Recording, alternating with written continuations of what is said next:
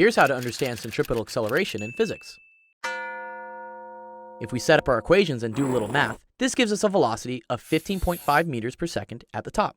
Now drawing our force diagram at the top, we're going to have the same force of gravity pointing down, but now the normal force from the track also points down. If we draw an arrow for the acceleration, we see that pointing to the center of the circle also points in the negative direction. So when writing out our sum of forces is equal to the mass times acceleration, everything will be negative. Plugging in v squared over r with our new velocity of 15.5 and doing a little algebra, we're able to solve for the normal force, which is 177 newtons. Dividing by 9.8, this gives us an apparent weight of only 18 kilograms, which is much lighter than our original 80 kilograms. This is why you feel kind of weightless at the top of a roller coaster. It's also important to note here that whatever speed causes the normal force to be 0 is the minimum speed needed to keep the person from falling out of their seat.